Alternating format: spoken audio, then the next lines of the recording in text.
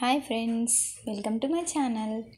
ఈరోజైతే నేను పెసరపప్పు తోటకూర వండుదామని పెసరపప్పుని అయితే స్టవ్ మీద ఒక గిన్నె పెట్టి పెసరపప్పుని వేయించుకున్నానండి. మనకి ఎంత కావాలో అంత పెసరపప్పుని తీసుకొని వేయించుకోవాలి. వేయించుకున్న తర్వాత దాన్ని నీట్గా కడుక్కోవాలి. కడుక్కున్న తర్వాత నేను అదే గిన్నెలో అయితే కొంచెం వాటర్ వేసి అయితే ఉడికించుకుంటున్నాను. ఎందుకంటే పెసరపప్పు ఉడికితే కూర తొందరగా అవుతుంది. అది ఉడుకుతుంది. ఆ ఉడుకుతున్న టైంలో అయితే నేను తోటకూరను కట్ చేసుకోవడానికి తోటకూర అయితే తీస్తున్నాను. పెసరపప్పు ఇంకా ఉడకలేదండి, ఇంకా ఉడకాలి. కొంచెం సిమ్లో పెడితే తొందరగా ఉడుకుతుంది పెసరపప్పు. నేను ఇంకా తోటకూరను అయితే చిన్నగా కట్ చేసుకున్నాను.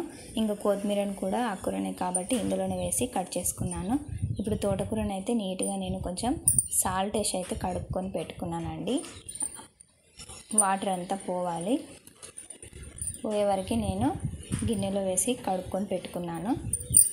చూడండి, కొంచెం సాల్ట్ అయితే వేసాను. ఇప్పుడు వర్షాకాలం కదండి, కొంచెం పురుగులు అవి ఇవి ఉంటాయి కదా, కొంచెం సాల్ట్ వేసి కడుక్కుంటే ఏమీ ఉండకుండా బాగుంటుంది నీట్గా.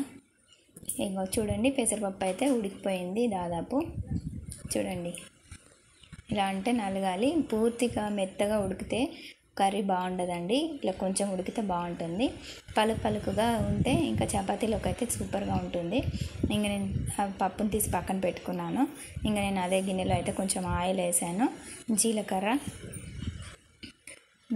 వేసి జీలకర్ర వేగాక అందులోనే నేను కట్ చేసి పెట్టుకున్న ఒక ఉల్లిపాయ, 2 పచ్చిమిర్చి వేసి వేయించుకున్నాను.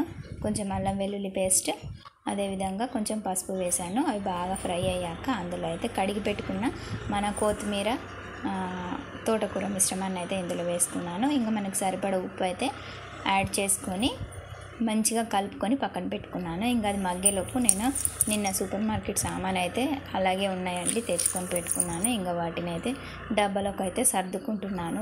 వాటికి సెపరేట్ చేశాను. మన ఈ సబ్బులు సరుకులు అన్నీ సెపరేట్ చేశాను. ఇంకా ఫుడ్ ఐటమ్స్ అన్నీ ఒక సైడ్ పెట్టాను. ఇంకా అవి సర్దుకొని వచ్చి చూసేసరికి తోటకూర అయితే ఆల్మోస్ట్ ఉడికిపోయిందండి. బాగా మెత్తగా ఉడకకూడదు, కొంచెం మగ్గితే సరిపోతుంది ఆకుకూర కాబట్టి. చూడండి, ఉడికింది. ఇప్పుడు ఇందులో నేను మనం తీసి పెట్టుకున్న పప్పు ఉంది కదా, ఆ పప్పునైతే యాడ్ చేశాను. ఇంకా కొంచెం ఉడికినాక అందులోనే కారం, మసాలా, రుచికి కొంచెం నాకు ఉప్పు చప్పగా అనిపించింది, ఉప్పు వేసుకున్నాను. ఇంకా ఆలోపు అయితే రైస్ అయితే రెడీ అయిపోయింది. పచ్చిపులుసు చేశానండి, దీని కాంబినేషన్ పచ్చిపులుసు బాగుంటుంది. ఇంకా మన కర్రీ కూడా ఆల్మోస్ట్ రెడీ అయిపోయింది.